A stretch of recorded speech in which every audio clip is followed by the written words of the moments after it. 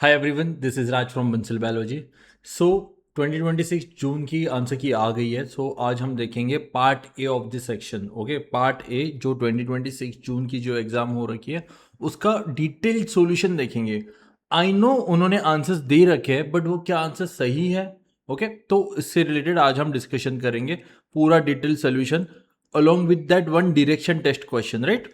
एक direction test वाला question था, उसमें बहुत सारे लोगों को इशू आ रहा है, that is north west and south west को लेके ऑप्शंस में। ओके, ये मिस्टर भी हम सॉल्व करेंगे। Everything will discuss in detail ताकि आपको ऐसा ना लगे कि इसका आंसर ये क्यों दिया है और उसका आंसर वो क्यों दिया है, इसका आंसर ये नहीं होना चाहिए। So let's start the session. Part A of the CSR net life science June 2026 paper. सबसे पहले हमारे पास क्वेश्चन आता है DI से, डेटा इंटरप्रिटेशन। DI से टोटल 3 to 4 क्वेश्चंस हैं। Okay, this is our first question of DI, that is data interpretation. Question data interpretation plus percentage का क्वेश्चन है। सो बेसिकली हमें दे रखा है the chart gives the population of 2 state from 2020 to 2025। Okay, for which the state in which year there is the highest rise in population in percentage. देखो यहां पे क्या पूछा है, यहां पे पूछा है highest rise in population percentage. For example आज 10 है, कल 15 हो गया। ओके, कितना राइज हो गया? 5 से राइज हो गया, बट कितना परसेंटेज से राइज हुआ है वो इंपॉर्टेंट है। तो कितना परसेंटेज से राइज हुआ है वो कैसे निकालते हैं? तो सबसे पहले तो डिफरेंस देखते हैं। डिफरेंस इज 5 का डिफरेंस। ओके, अपॉन अपॉन जिस जो फर्स्ट ईयर है उसका देखते हैं, that is 10 into 100। Okay, that is 50% जो है इंक्रीज हुआ है। ऑल दो 5 यूनिट इंक्रीज हुआ है बट यहां पे 50% इंक्रीज हुआ है।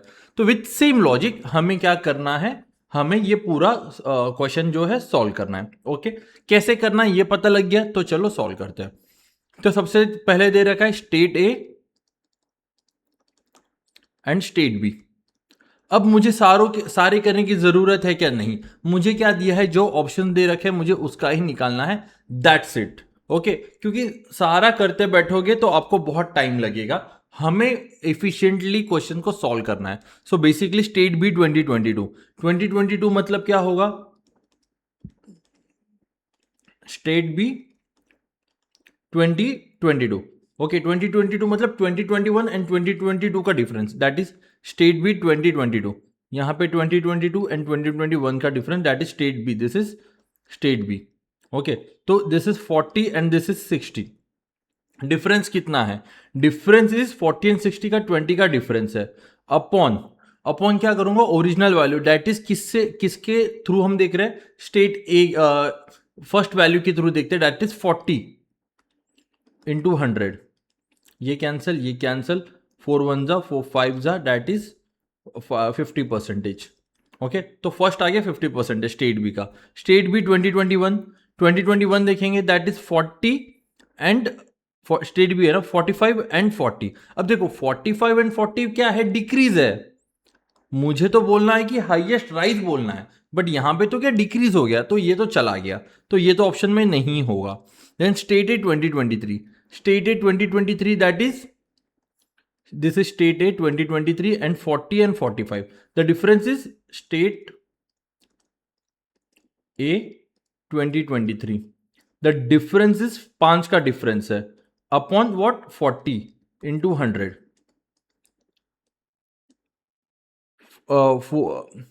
कितना हो जाएगा? This is around 50 upon 4। देखो तो ये क्या हो रहा है 50 अपॉन 4, तो नियर अबाउट ये कितना हो जाएगा? 4 10 12 50 अपॉन 4, 4 1 जा 4, दैट इज 10, 4 2 जा 8। Okay, 20.5 12.5, this is 12.5। तो 12.5 मुझे पहले से यहाँ पे 50 आ रहा है, तो ये भी नहीं होगा। देन स्टेट ए 2024 यहाँ पे देखूंगा, state A that is 65 and 45, difference is 20 का डिफरेंस अपॉन 100 अपॉन 45 इंटू 100। सही बात है, इतना ही डिफरेंस है। ओके, तो यहाँ पे हो जाएगा, this is 45, this is 44.44%। Okay अब मुझे बताओ 44.44% में this is I know it is already 50, this is 44.55, तो my option will B statement number 1। Okay DI के प्रॉब्लम्स में टाइम लगता है। ओके ऐसा मत समझो कि टाइम नहीं था या फिर इसको बहुत टाइम लगता है, टाइम लगता है डीआई के क्वेश्चंस में। Okay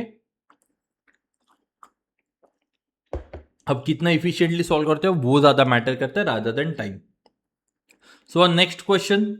okay identify the wrong term in the following series. एक सीरीज दे रखी है मुझे, क्या सीरीज देखिए, अलार्म, लार्मा, अरमाल। ठीक है अब मुझे इसमें ना एक पैटर्न ढूंढना है।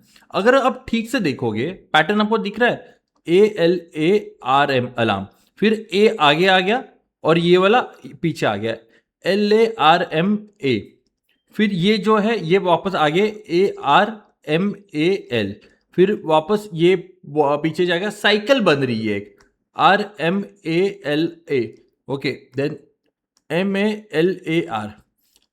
अब मुझे देखना है कि कौन सा जो है इनवैलिड है।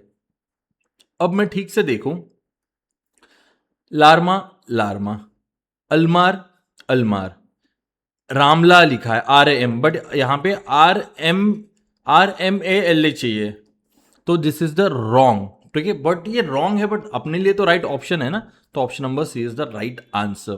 क्लियर है ये? चलो लेट्स मूव अहेड। अब देखो this is also a DI problem, but यहां पे क्या है, ये DI का है बट यहां पे हमें क्या है, सिंपल सा एक फिजिक्स का जो बॉयज लॉ है वो फॉलो कर रहा है। ठीक है बॉयज लॉ क्या कहता है, pressure is inversely proportional to volume. Okay अगर मेरा वॉल्यूम घटेगा प्रेशर बढ़ेगा, प्रेशर बढ़ेगा वॉल्यूम घटेगा, ये सिंपल सा है। अब मुझे बताओ, अगर एक कमरा है, ठीक है, एक रूम है, ठीक है, उस रूम में मैं क्या कर रहा हूं, यहां पे मैं प्रेशर बढ़ा रहा हूं, सॉरी टेम्परेचर बढ़ा रहा हूं। अगर टेम्परेचर मेरा बढ़ गया उसके वजह से क्या होगा, मेरा यहां पे प्रेशर भी इंक्रीज होगा। ओके टेम्परेचर बढ़ रहा है इसका मतलब क्या, प्रेशर भी इंक्रीज हो रहा है, और ये जो है एक रिलेशन यहां से क्रिएट हो रहा है। तो बेसिकली ये रिलेशन से हमें क्या मिलेगा, इसका आंसर मिलेगा।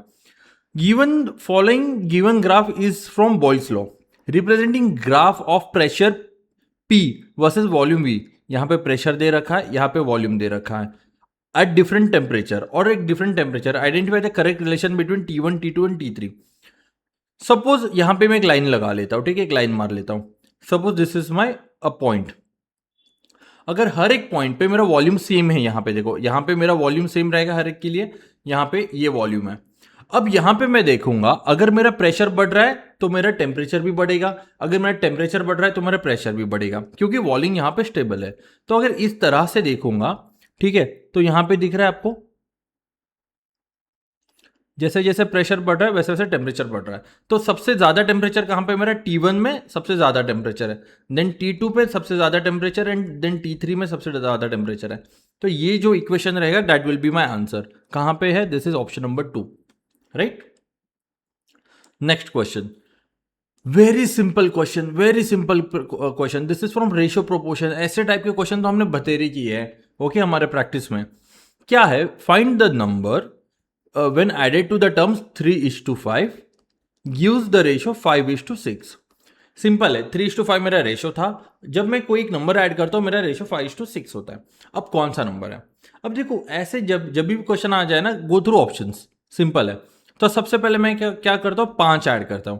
अगर मैं 5 ऐड करूंगा तो ये क्या होगा, 5:10।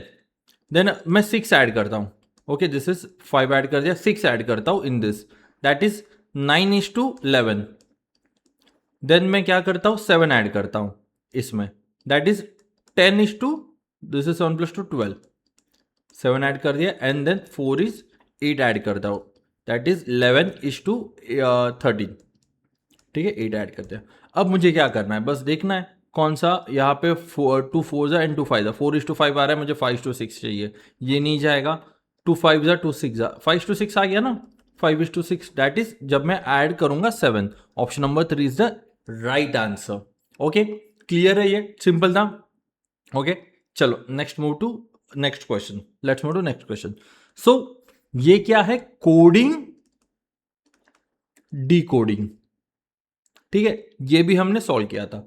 तो बेसिकली यहाँ पे क्या है, यहाँ पे in the code language blood is coded is 15, blood को दे रखा है 15, लॉजिकल को दे रखा है 21, डायरेक्शन को दे रखा है 27।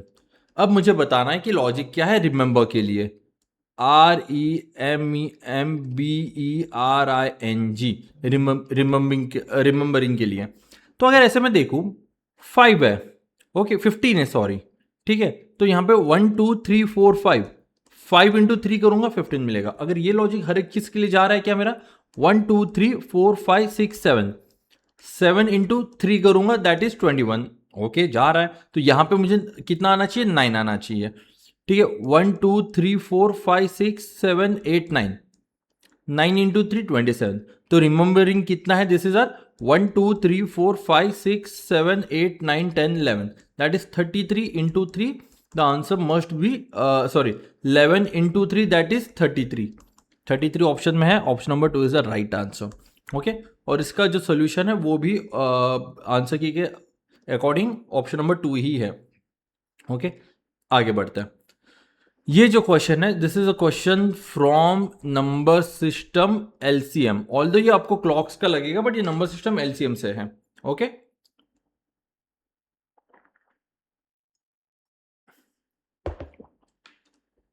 काफी सिंपल है ये भी क्वेश्चन, नंबर सिस्टम अगर आपने सॉल्व किया रहेगा तो ये 4 friends are wearing digital clocks. They have set a timer for drinking water. The timer have been set by them to ring after 30 minutes.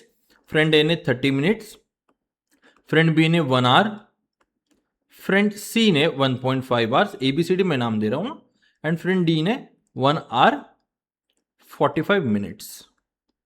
Okay? If they rang the bell together at 12 noon, 12 बजे दोपहर में बजाया था, find out the time when they will ring together again. जब भी ऐसे question आए बस सिंपल है, क्या करना है आपको, एलसीएम निकालना है। पहले एलसीएम निकालने के लिए सबको मुझे मिनट्स में कन्वर्ट करना पड़ेगा, तो ये 30 मिनट्स का 30 मिनट्स रहेगा, 1 आवर मतलब 60 मिनट्स हो गया, 1.5 आवर्स मतलब क्या 1.5 घंटा 90 minutes, and 1 hour 45 minutes that is 105 minutes. अब मुझे बस क्या करना है, इसका एलसीएम निकालना है। एलसीएम कैसे निकालते हैं, स्कूल में ऐसे निकालते थे 30 60 90 एंड 105, ओके।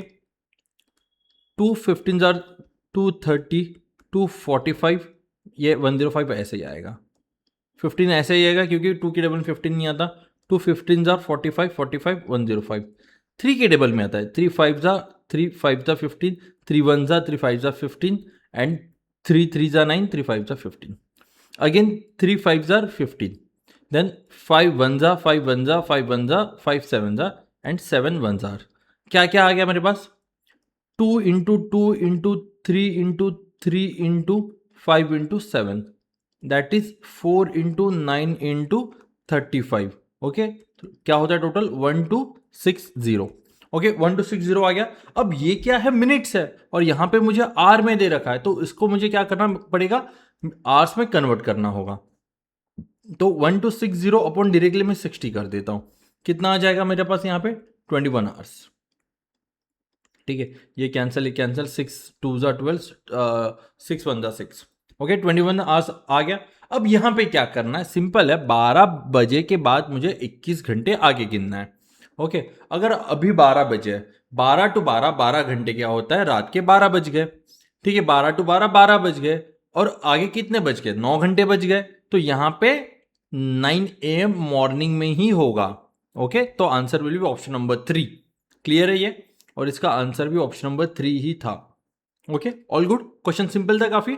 चलो नेक्स्ट, ये वाला क्वेश्चन है ना काफी सिंपल है, बट ये सिंपल कैसे है, इसको ना लॉजिक देखो, बेसिकली एक थंब रूल होना चाहिए, जो भी उन्होंने दिया है मुझे उसके बाहर अज्यूम करना नहीं है। From the following statement, decide whether the argument is a strong argument or a weak argument. Statement: should taxes on colored television be increased further? मतलब आगे और टैक्सेस बढ़ाने चाहिए या नहीं बढ़ाने चाहिए। तो आर्ग्यूमेंट 1 कहता है yes, colour television is a luxury item and only rich could bye it, okay. अब क्या बोल रहा है कि ओनली रिच, मतलब भाई ये आर्ग्यूमेंट है, स्ट्रांग है क्या, मतलब ये मेरे जो है टैक्स मुझे आगे इंक्रीज करने के लिए ये सपोर्ट कर रहा है क्या अच्छे से? ये सपोर्ट नहीं कर रहा है, क्यों? क्योंकि सिर्फ रिच नहीं बाय करते, पुअर भी बाय करते हैं।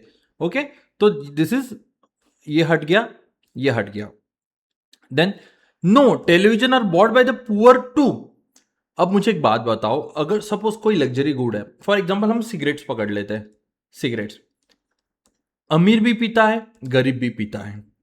इसका मतलब यह है क्या सिगरेट पे कम टैक्स लगाना चाहिए क्योंकि गरीब भी पीता है? ये मेरी टैक्स पॉलिसी डिफाइन ही नहीं करता ना कि अमीर है या गरीब है। ओके, और ये लग्जरी आइटम है, तो ये भी कोई एक सेंसिबल आर्ग्यूमेंट नहीं हुआ। तो इसके अकॉर्डिंग इसका आंसर जो है neither one neither two is strong, दोनों भी वीक आर्ग्यूमेंट है। ओके, क्लियर है ये? बेसिकली क्या होता है यहां पे उन्होंने बोला है ये जो स्टेटमेंट है ना ये मैटर करता है, ठीक है? उसके बेसिस पे आर्ग्यूमेंट को देखो, ना कि आर्ग्यूमेंट को आइसोलेशन में देखना है हमें। ओके, चलो, वेरी सिंपल क्वेश्चन, ठीक है? अगेन ये परसेंटेज से क्वेश्चन आया था, ये भी ये टाइप का क्वेश्चन भी हमने किया हुआ था। Manoj give 25% of certain amount to Ram. Manoj ने 25% जो है राम को दे दिया, ठीक है? अब सर्टन अमाउंट, मुझे अमाउंट पता नहीं है। From the money received Ram spend 20% on fees, Ram spend 20% on fees and plus 35% on buying books. कितना हो गया? 55%। Okay, after the expenses he left with 2700 rupees. मतलब कितना बचा? राम के पास 45% बचा, एंड 45% इज इक्वल टू कितना है? 2700 रुपीज। अगर 45% इज इक्वल टू 2710, तो 1% कितना होगा? 2700 अपॉन 45 करूंगा मैं, सही बात है। तो 3 9 जार 2700, 3 15 जार 300, 3 5 जा 5 6 जा एंड 0, तो 1% इज इक्वल टू 60 रुपीज। तो राम के पास टोटल कितने पैसे थे? राम के पास 60 rupees into 100%, that is, sorry गलत वे में बता रहा हूं, 1% is equal to 60 rupees, then 100% will be 6000 rupees. Okay, अब ये क्या है? ये है राम के पास पैसे। उन्होंने मुझे पूछा है कि भाई मोहन के पास कितना है। मोहन ने राम को 25% दिया था, that is 25% is 6000 rupees. Okay, तो 100% कितना होगा? अगर इसको इंटू में 4 करूंगा तो यहां पे 100% मिलेगा, तो यहां इसको भी इंटू 4 करूंगा तो 2400 000 सॉरी, तो 24,000। तो 24,000 option number C, option number C is my right answer. ठीक है, कुछ नहीं है, बहुत सिंपल है। अगर कुछ समझ में नहीं आया तो पूछो मुझे कमेंट सेक्शन में, मैं आपको बता दूंगा। ओके, चलो लेट्स मूव अहेड। ये वाला क्वेश्चन थोड़ा ट्रिकी हो सकता है। ओके, क्योंकि क्या है ये ट्रिकी क्यों होने वाला है? क्योंकि यहां पे थोड़ा फिजिक्स आ गया, ठीक है, सेंट्रीपिटल फोर्स से related. Which of the following option does not correctly match with the following statement? For moving body in a circular path it is observe that large force is needed. ठीक है, एक circular path है मेरा और एक body है और उसके अलोंग मूव कर रही है, ठीक है। It is observe that the larger force is needed if, अब देखो, अब मुझे एक बात बताओ, for circular motion in a centripetal force, ठीक है, F is equal to M V square upon R radius, ठीक है। क्यों? क्योंकि अराउंड द सर्कल मूव कर रहा है। अब इसमें देखो, इसमें एक चीज याद रखो, if anything in the numerator, anything in the numerator is increasing, ठीक है, तो उसके साथ क्या होता है? फोर्स भी इंक्रीज हो जाता है। And anything in the denominator, okay, is increasing, ठीक है, या फिर डिक्रीजिंग, फोर्स भी डिक्रीज हो जाता है। इतना क्लियर है? डिनोमिनेटर इंक्रीज हो गया तो फोर्स इंक्रीज हो जाएगा, डिनोमिनेटर डिक्रीज हो गया तो फोर्स भी क्या? डिक्रीज हो जाएगा। ये लॉजिक याद रखना। The speed V of the body is increase, देखो अब वी कहां पे है? ये क्या है? न्यूमरेटर में, ठीक है, न्यूमरेटर में, तो anything increase in the numerator it will also increase. Okay, the speed of the speed V of the body increase, so this is a true. Okay, the radius of the R of the circle is decrease, radius कहां पे है, denominator में, तो ये decrease होगा ही होगा, तो this is also true. Then the mass of the body increase, mass कहां पे है, न्यूमरेटर में, तो this is also increase, this is also true. The mass of the body is decrease, देखो मास न्यूमरेटर में है और यहां पे डिक्रीज की बात हो रही है, तो this is a false statement. Okay, तो option will be option number 4। और अगर आप देखोगे क्वेश्चन नंबर 3 एंड 4 जो है कॉन्ट्राडिक्ट कर रही है, तो उसमें से एक ही आंसर होना चाहिए। ओके, चलो let's move to this question, very controversial question, right. यही क्वेश्चन है जो कॉन्ट्रोवर्सी क्रिएट कर रहा है फिलहाल। अब इसको देखते हैं, काफी सिंपल क्वेश्चन है, ठीक है, ठीक से देखो।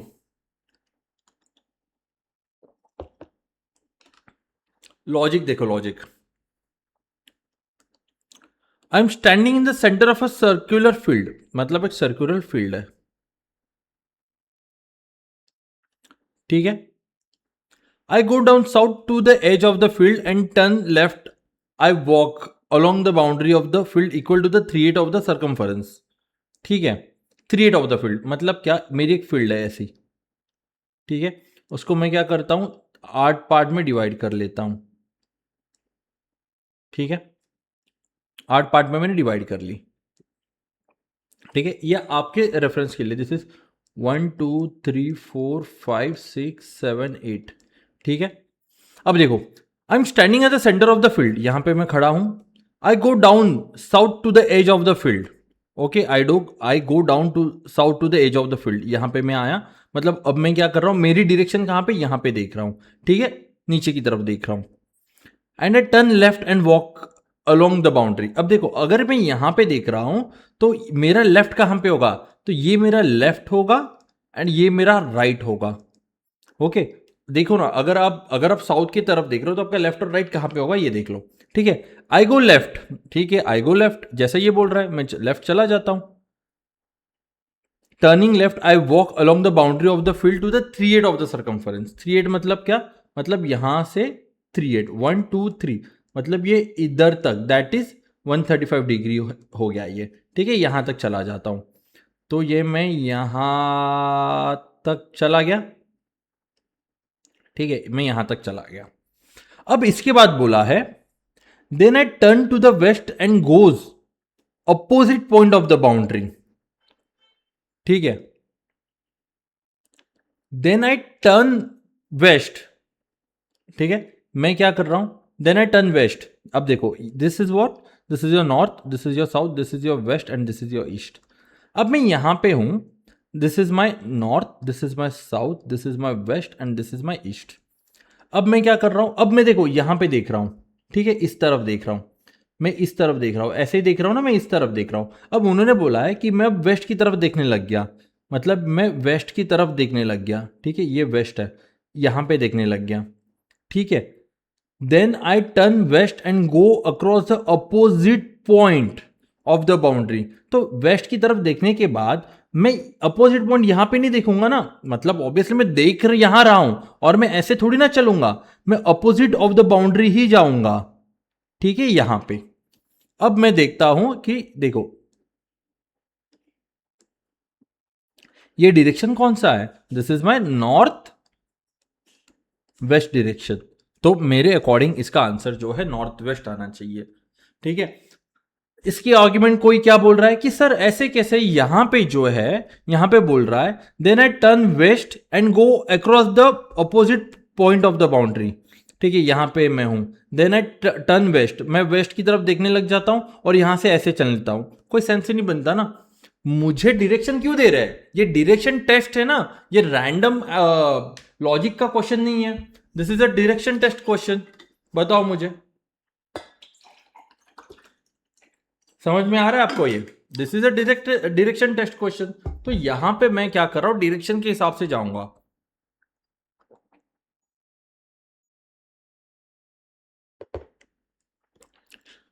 ओके। इसको अगर आपको लग रहा है कि सर तो ये वेस्ट की तरफ क्यों नहीं आ रहा, तो इसको सिंपल से ऐसे भी समझो कि अब मैं यहां पे हूं, कहां पे, मैं यहां पे हूं। अब अगर मैं यहां पे हूं तो मेरे लिए नॉर्थ साउथ ईस्ट और वेस्ट यहां पे, मेरा वेस्ट यहां पे दिख रहा है ना, तो मैं यहां पे आ जाता हूं, ठीक है। अब स्टार्टिंग से मैं यहां से खड़ा हूं, तो अगर मैं यहां पे खड़ा हूं तो मेरे लिए तो नॉर्थ वेस्ट पोजीशन हो गई। ठीक है, क्लियर है ये। इसका जो सोल्यूशन है, इसका सोल्यूशन इन्होंने बी दे रखा है। ठीक है, बट मेरे अकॉर्डिंग ये ए होना चाहिए।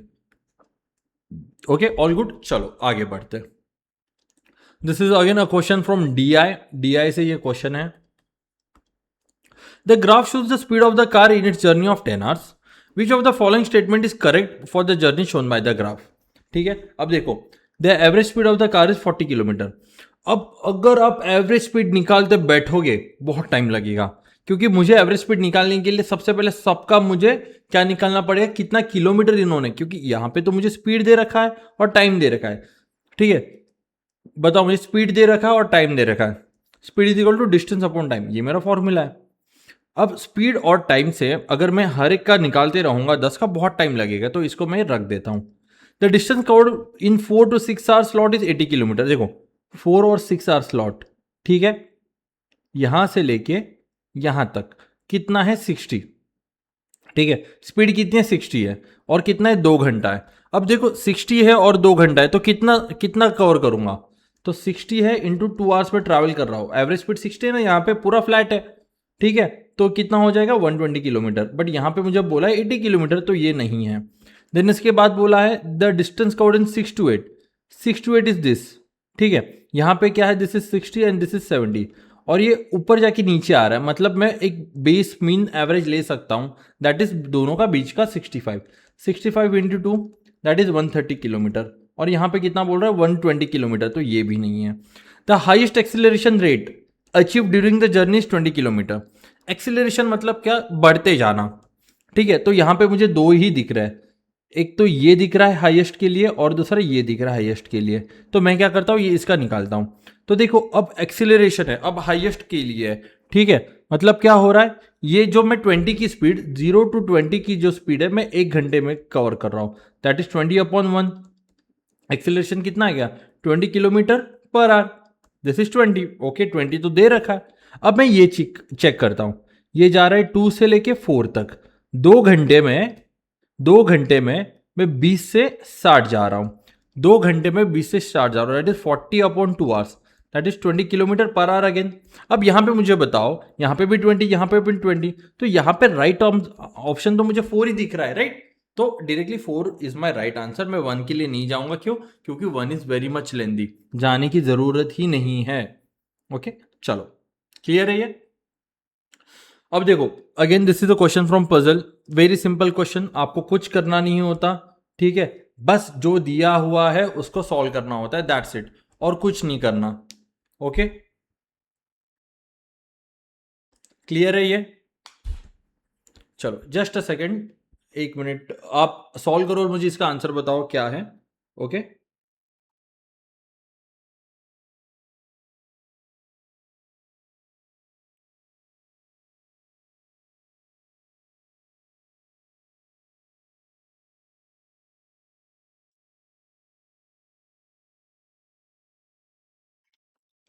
चलो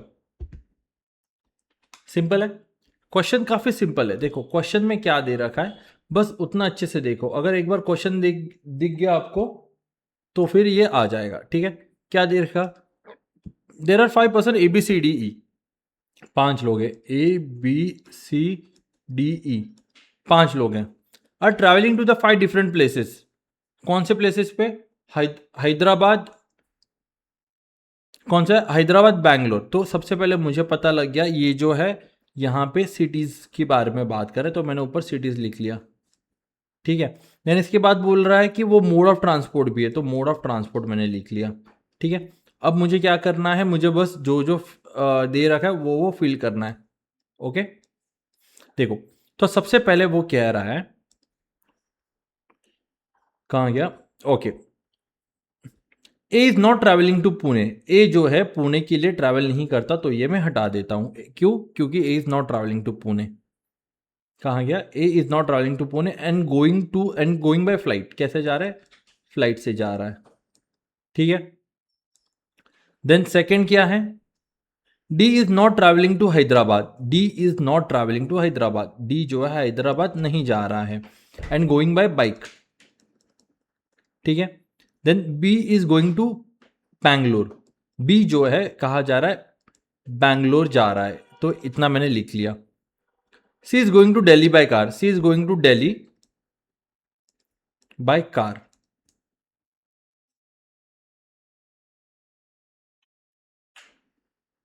okay, one who is going to Dehradun, one who is going to Dehradun by bus. ओके, अब मुझे बताओ कि इसका आंसर क्या होने वाला है। ओके, अगर मैं देखूं यहां पे मुझे देहरादून है और बस है, ठीक है, यहां पे ये स्लॉट खाली है, ये स्लॉट भर गया, यहां पे ये स्लॉट भर गया, ये स्लॉट खाली है। मुझे क्या चाहिए, दोनों स्लॉट खाली चाहिए, तो यहां पे देहरादून और यहां पे बस आ जाएगा। ठीक है, अब देखो B Bangalore car, B Bangalore और कार नहीं, कार सी जा रहा है तो ये हट गया। ई देहरादून बस, तो ये राइट हो सकता है, आगे भी चेक कर लेते। D Pune train, D Pune जा सकता है, हैदराबाद नहीं जा रहा बस लिखा है, और ट्रेन से जा रहा है नहीं, ये बाइक से है। ए देहरादून फ्लाइट, देहरादून से तो बस से जा रहे हैं ना, ये तो दे रखा है, तो option number 2 is the correct answer. Clear है ये, option number 2 is the correct answer. आगे बढ़ते हैं, चलो। Consider the following condition for the two numbers. A the some is 24, मतलब क्या x प्लस वाई क्या है 24 है, equation 1। The sum of 7 times of one number and 5 times of another number is 146। 7 times of one number and 5 times of another number is 146। इसको मैं option number 2 कर देता हूं। अब मैं क्या करता हूं, find the bigger number of 2, मतलब x और y से बड़ा नंबर कौन सा है। अब मैं क्या करता हूं, इसको एक इक्वेशन में कर देता हूं, x इज इक्वल टू, ठीक है, x इज इक्वल टू या फिर y is equal to 24 minus x कर देता हूं, और ये इसमें मैं पुट करता हूं। अब इसमें पुट करने के बाद मुझे क्या मिलेगा बताओ, that is 7x plus 5y, 5y की जगह 24 minus x is equal to 146, ये मिलेगा। तो 7x प्लस, बताओ मुझे 5, 24 इंटू 5 कितना हो जाएगा 120, minus 5x is equal to 146। तो यहाँ पे 7x minus 5x, 2x is equal to 146 minus 120 कितना बचेगा 26 बचेगा, x इज इक्वल टू 13। अगर x इज इक्वल टू 13 आ गया, obviously x plus y is equal to 24, अगर ये 13 है तो ये बाय डिफॉल्ट कितना हो जाएगा, ये 11 ही होगा ना, then y is equal to 11। तो which one is the bigger number, option number x is 13, 13 is the bigger number, तो option number 4 is the right answer. Clear है ये, बताओ। सिंपल है, कुछ भी नहीं था ये। अब देखो ये इकोलॉजी का क्वेश्चन यहां पे क्यों दिया है मुझे पता नहीं है, बट इसको भी सॉल्व करेंगे लॉजिक के थ्रू। यहां पे बोला है immigration natality rate mortality, sorry, okay sorry, mortality and immigration changes N. Okay, N क्या दिया है, तो एन यहाँ पे क्या डेजिग्नेट करता है, यहाँ पे इन्होंने मोरालिटी लिखा है और यहाँ पे मोर्टेलिटी होना चाहिए, मैं वही बोल रहा हूँ मोरालिटी क्यों दे रखा है, तो ये भी है, तो यहाँ पे भी क्वेश्चन स्क्रैप करने के चांसेस है। क्यों, क्योंकि मोरालिटी लिखा है वहां पे, और ये क्या है मोर्टेलिटी होना चाहिए, तो स्पेलिंग मिस्टेक हो जाएगी, बच्चे बोलेंगे हमें तो मोरालिटी लगा था, यहाँ पे अपने मोर्टेलिटी दे रखा है, तो ये क्वेश्चन स्क्रैप होने के चांसेस है। ठीक है, तो एक क्या है, तो सबसे पहले एक समझाओ, इमिग्रेशन मतलब क्या, कोई आता है, तो यहां पे ये आ गया, ठीक है, यहां पे लोग आ गए। एमिग्रेशन क्या है, मतलब लोग बाहर जा रहे हैं, तो मतलब suppose this is a Mumbai city, लोग आ रहे हैं, लोग बाहर जा रहे हैं। ओके, नेटेलिटी और क्या है मोर्टेलिटी, कितने लोग नए जन्म रहे हैं और कितने लोग बाहर जा रहे हैं, ठीक है, बस इतना है, मतलब ये लोगों के बारे में बोल रहा है कि कितने लोग यहाँ पे प्रेजेंट है। एज पिरामिड मुझे समझ में आ रहा है क्या, नहीं आ रहा है, क्यों, क्योंकि एज के बारे में, एज के बारे में कुछ नहीं बोला है। पॉपुलेशन ग्रोथ के बारे में हो रही है कि पॉपुलेशन ग्रोथ होती है तो इमिग्रेशन और एमिग्रेशन इसकी बात नहीं करती, ग्रोथ के बारे में बात करते, तो ये भी चला गया।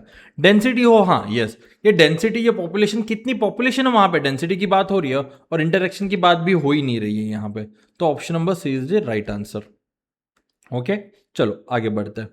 Again this is a question from blood relation, easy question, very easy question.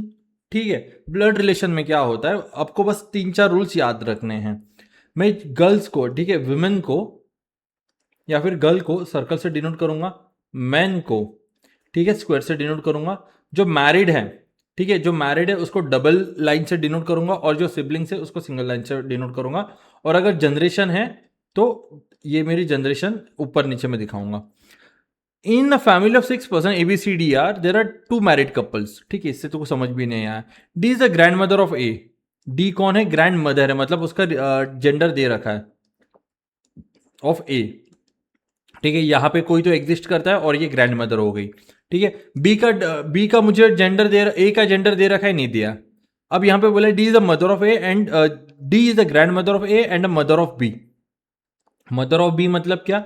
B की माँ है वो, दैट्स इट। बी का जेंडर दे रखा है, नहीं। C is the wife of B. C कौन है? C is the wife of B. ये क्या है? वाइफ है। अगर ये वाइफ है तो बाय डिफॉल्ट ये कौन होगा? हस्बैंड होगा। क्यों? क्योंकि यहाँ पे LGBTQ कम्युनिटी वाले रिलेशन नहीं लगते, यहाँ पे हस्बैंड और वाइफ ही होंगे, और गर्ल और बॉय ही होंगे, okay. And mother of F. अब यहाँ पे क्या है? C is the mother of B, C is the wife of B and mother of F. मतलब क्या है? इन दोनों का और एक बच्चा है, दैट इज एफ, ठीक है। तो ए और एफ कौन है? सिबलिंग्स है। F is a granddaughter of E, ठीक है, F is a granddaughter, मतलब इसका मुझे क्या मिल गया? जेंडर मिल गया। और कौन है? ई का, तो यहां पे ई। अब बताओ, यहां पे अगर ये विमेन है तो ये कौन होगा? मेल ही होगा ना। अब बचाओ which of the following are the couples.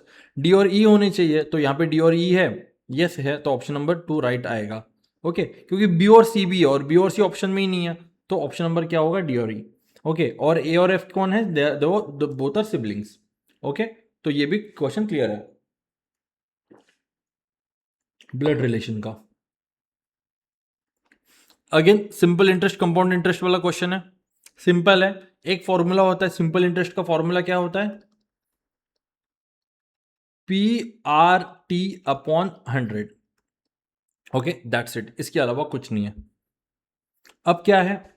P is principal, R is rate of interest and T क्या है? T is my time.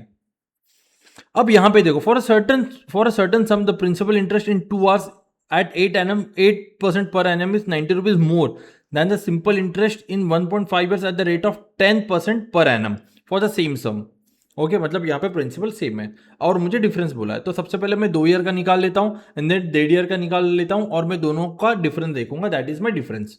तो सबसे पहले मैं क्या लिखता हूं? For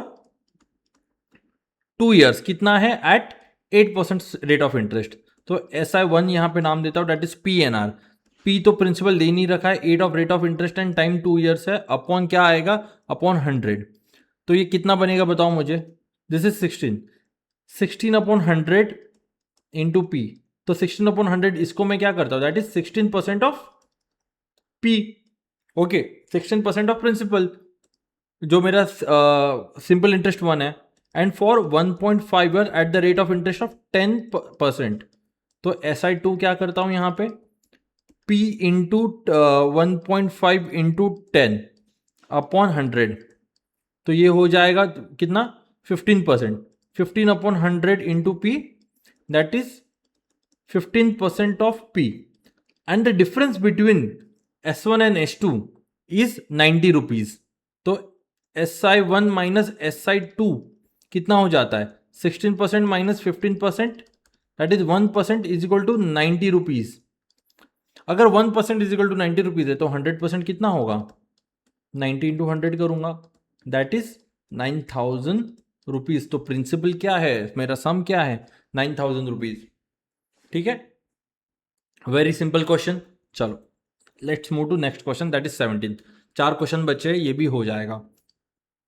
The circular dartboard consists of 3 lines passing through the center of the such that circular region is divided into 8 equal parts. Okay? ये क्या है? मेंसुरेशन वाला क्वेश्चन है। एक सिंपल एक सर्कल है, उसमें से लाइन जा रही है, 3 लाइन सेंटर में से, 1 2 और 3, और इसमें से क्या किया है इन्होंने? 8 पार्ट में डिवाइड कर रखा है, 6 इक्वल पार्ट, सॉरी 1 2 3। मैं ठीक से निकाल लेता हूं, नहीं तो आप बोलोगे सर ठीक से निकालो यार सर्कल।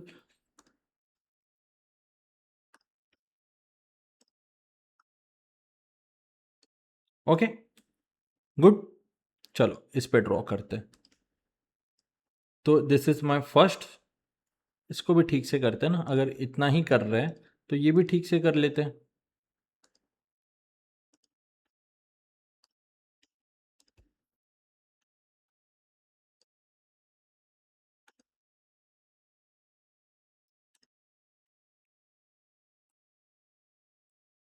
ये फर्स्ट लाइन, ठीक है। देन ये इसको, अरे यार छोड़ो, बहुत टाइम लग रहा है इसमें, सिंपल है। ये फर्स्ट लाइन होगी,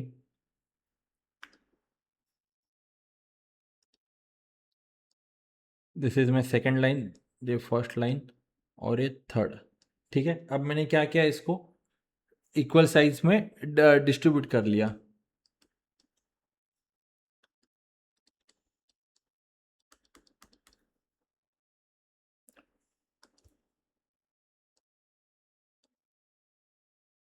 ठीक है, ये कॉमन है, ठीक है। अब यहाँ पे क्या हो रखा है, यहाँ पे मुझे बोला है, ये समझ लेना कि ये दिस इज सारे इक्वल है, okay, into 6 equal part. If the area of the circular board is 144 pi, area क्या है, 144 पाई है, pi square centimetre. Then the perimeter of one region, perimeter of one region, one region मतलब क्या, this is the one region, ठीक है, ये एक region है। Perimeter of the one region कितना है मुझे पूछा है, ठीक है। अब सिंपल है, अब मुझे एरिया इज इक्वल टू 44 पाई है, तो मुझे बताओ एरिया ऑफ अ सर्कल क्या होता है, 2 pi R square, sorry pi R square. तो 144 पाई हो गया, पाई पाई को cancel, R square is equal to 144, R is equal to 12। मुझे रेडियस मिल गया, ये रेडियस कितना है, रेडियस 12 है। अब मुझे रेडियस मिल गया, अब मुझे क्या चाहिए आगे, बताओ मुझे। अब मुझे चाहिए कि सर्कुलर पे कितना है करके, ओके। ये सर्कुलर जो है एक आर का कितना है। अब इसका फॉर्मूला क्या होगा, पेरीमीटर ऑफ एन आर्क क्या होगा, दो radius, this this and this, radius plus ये आर्क, ठीक है, जो एक 1/6 ऑफ द आर्क है, तो ये आर्क है। अब मुझे क्या चाहिए, what is the perimeter of the whole circle, मुझे बताओ। आर्क 1/6 है ना, तो होल सर्कल का पेरीमीटर कितना है, मतलब क्या है, सरकमफरेंस। सरकमफरेंस का फॉर्मूला क्या है, 2 पाई आर। मुझे कितना चाहिए, 1/6 चाहिए, तो 1/6। अब इसको क्या करूंगा, बस लिख लूंगा, 2 इंटू पाई इंटू 12 इंटू 1/6, तो ये हो जाएगा 6, ठीक है। दिस इज 1/6, 6 2 जा, तो ये क्या होगा, 4 पाई अब मिल गया मुझे, दिस इज 4 पाई, तो 12 प्लस 12 प्लस 4 पाई। अब मैं क्या करता हूं यहां से, क्योंकि ये इस वे में दे रखा है, मैं 4 को कॉमन ले लेता हूं, बचा क्या मुझे बताओ, 3 plus pi, that is 4, 6 plus pi. Option number 2 is the right answer, okay. कुछ नहीं था, मेंसुरेशन के दो फॉर्मूले थे, एक एरिया का था और एक सर्कमफरेंस का था, दैट्स इट। अगेन यहां पे ये दिया है, ये जो DI वाला क्वेश्चन है, this is our last DI question. देखते हैं कि इसको कैसे सॉल्व करते हैं। डेटा इंटरप्रिटेशन था, ठीक है। अगेन यहां पे आपको लगेगा ये लेंदी है, बट कुछ नहीं, बहुत सिंपल क्वेश्चन है, देखते हैं इसको। द प्राइस इंक्रीज इमीडिएटली, पहले तो देखो कि ABCD, तो सबसे पहले what is this, this is A, this is B, this is C, this is D and this is E, ठीक है, इतना तो मुझे पता है। अब यहां पे बोला है the above graph median prices of some commodities, which of the following statement is correct based on the data. The price increase immediately follows a price decline only twice in this period for the commodity C। मतलब क्या कि commodity C में ही होना है कि price पहले increase हो रही है और इमीडिएटली डिक्रीज हो रही है। अगर ऐसे में देखूं तो यहां पे मैं देखता हूं, ठीक है, जैसे commodity C देखता हूं यहां पे, तो commodity C कौन सी है, this is a commodity C, तो सबसे पहले डिक्रीज हो रहा है, देन इंक्रीज हो रहा है, देन डिक्रीज हो रहा है, देन अगेन डिक्रीज हो रहा है, एंड देन इंक्रीज हो रहा है, ओके। तो यहां पे डिक्रीज और इंक्रीज एक बार और दो बार, ठीक है, तो ये ट्रू है। बट यहां पे सिर्फ कमोडिटी सी के लिए बोला है ना, बाकियों का क्या सीन है, बाकियों में भी ऐसा ही हो रहा है क्या, मैं चेक कर लेता हूं। यहां पे सबसे पहले ए के लिए, ए के लिए क्या हो रहा है, यहां पे देखो डिक्रीज हो रहा है, देन इंक्रीज हो रहा है, देन इंक्रीज है वापस, देन इंक्रीज है, देन डिक्रीज है, देन इंक्रीज है, ठीक है। इंक्रीज डिक्रीज यहाँ पे भी 2 बार है, तो ये तो गलत है। ठीक है, क्यों गलत है? क्योंकि बोला सिर्फ सी के लिए, बट ए के लिए भी है ये। During this period commodity D exhibit net overall increase, net overall increase बोल रहा है। कौन सा? Commodity D. अब देख कमोडिटी डी जो है 2020 में, डी कहां पे? This is D. 2020 में कुछ तो 48 के अराउंड था। कमोडिटी डी 2020 में 48 के अराउंड था। और अगर कमोडिटी डी 2020 में 48 के अराउंड था, और मैं अगर यहां पे देखूं, ये नियर अबाउट 44 के अराउंड बता रहा है 2025 में, तो ओवरऑल तो डिक्रीज है ना। बताओ मुझे, इंक्रीज नहीं, ये डिक्रीज है, तो ये गलत है। वैसे ही कमोडिटी बी के लिए ओवरऑल डिक्रीज बोल रहा है। कमोडिटी बी कहां पे? बी यहां पे। समझो ये 18 से स्टार्ट कर रहा है। ओके, कमोडिटी बी,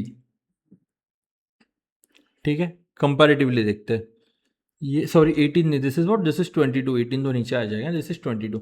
22 से स्टार्ट कर रहा है इन 2020, एंड 2025 में कहाँ पे गया? दिस इज व्हाट, 27, 28 अज्यूम कर लेता हूँ, चलो 28 या 27 इन 2025। तो ये तो बढ़ गया ना, ये तो इंक्रीज हो गया, और यहाँ पे डिक्रीज बोला तो ये भी नहीं है। तो बचा क्या? बताओ मुझे, बचा तो एक ही है ना, तो ऑप्शन नंबर 4 ही आंसर आना चाहिए। अगर ऐसा नहीं है तो एक बार चेक कर लेते हैं। The number of the commodity that experience a price decline for the 2 और मोर कंसेक्यूटिव ईयर्स इज 2। ठीक है, ऐसे 2 कमोडिटीज है कि जो क्या है, सॉरी क्या कहते हैं कि साइमल्ट सॉरी कंसेक्यूटिव क्या है, 2 बार प्राइस इंक्रीज और डिक्रीज हो रहा है।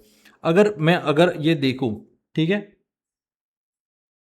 यहाँ पे मैं देखूँ, यहाँ और इसका निकाल लिया, तो बी का निकाल लाता हूँ। दिस इज, पहले क्या हो रहा है? बी देखो, बी यहाँ पे पहले पहले क्या हो रहा है?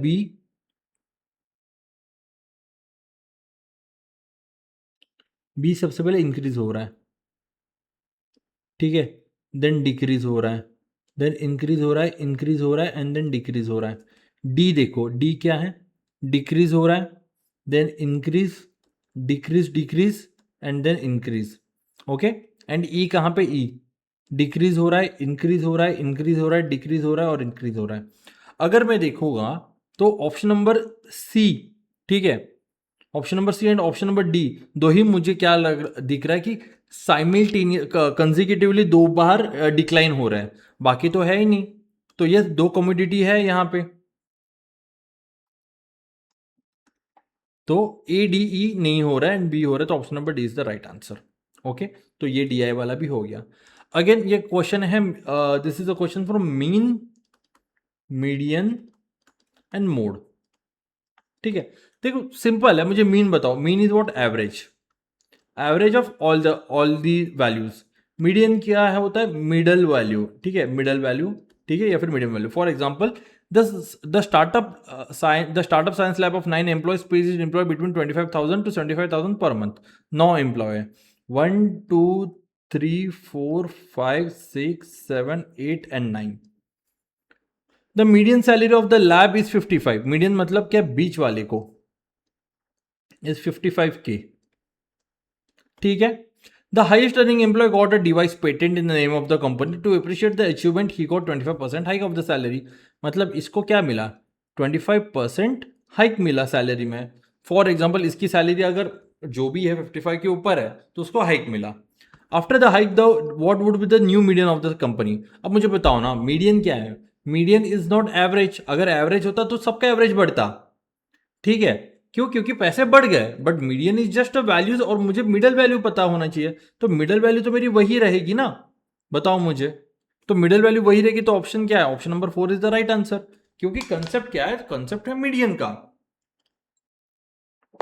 ओके, चलो last question. This is a question from percentage. Again very simple question, ये वाला क्वेश्चन हमने सॉल्व किया था, ठीक है। अब देखो ऐसे क्वेश्चन को ना बहुत ही सिंपल वे में किया करते हैं। In an election, 2 candidates participate. Baljit gets 60% of the valid votes. Baljeet को क्या मिला? 60% ऑफ वैलिड वोट्स।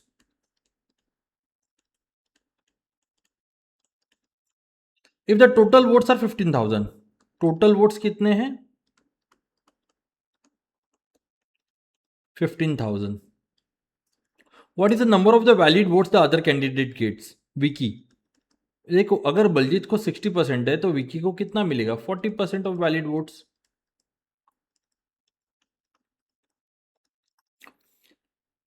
आगे बोला if 10% of the total votes were declare invalid, मतलब क्या? टोटल वोट्स के 10%, मतलब 15,000 के 10% कितने होते हैं? 10/100 इंटू 1500, ये हो गया, ये क्या, ठीक है, दैट इज 1500 वोट्स. मतलब क्या, अगर मैं 15,000 में से 1500 वोट्स निकाल दूंगा तो ये क्या होगा? 13,500 वोट्स बच गए. अब 13,500 वोट में से के 40% वोट जो है विक्की को मिलेंगे. कैंसिल, ये कैंसिल, कितने हो जाते हैं यहाँ पे? ये नियर अबाउट 5400 वोट्स. तो कितने मिले विकी को? 5400. और बलजीत को कितने मिले? जो बचे हुए वोट्स है वो 5400 जो वोट्स है वो कितने विकी को मिले, और बाकी के बचे हुए वोट्स कौन है? बलजीत को मिलता है. तो option number 2 is the right answer यार. ओके, तो guys yes that's it. I hope आपको ये समझ में आया होगा जो भी मैंने सोल्यूशन दे रखा है. अगर किसी को भी डाउट है कमेंट सेक्शन में आप बता सकते हो कि सर ये वाला जो क्वेश्चन है आपका गलत है या फिर सही है, मैं इसका एक्सप्लेनेशन आपको दे दूंगा. Okay guys, then thank you so much. अगर आपको लग रहा है कि आपका ऑप्शन सही है या नहीं है तो आप चैलेंज कर सकते हो. अगर कुछ भी इशू हो कमेंट सेक्शन में आप बोल देना. ओके, एंड अगेन मेरे से अगर जनरल एप्टीट्यूड पढ़ना है तो आप बंसल बायोलॉजी का जो हमारा बैच है वो ज्वाइन कर सकते हो. इन डिटेल हम पढ़ाते हैं यहाँ पे, आपको हर एक टाइप करवाएंगे, उसका सोल्यूशन, उसके प्रैक्टिस क्वेश्चन भी करवाएंगे. एंड इनफैक्ट जब टुवर्ड्स द एग्जाम हम सारे PYQ भी सॉल्व कराएंगे आपसे. Okay guys, thank you so much guys, thank you everyone, thank you for watching this video. Bye everyone.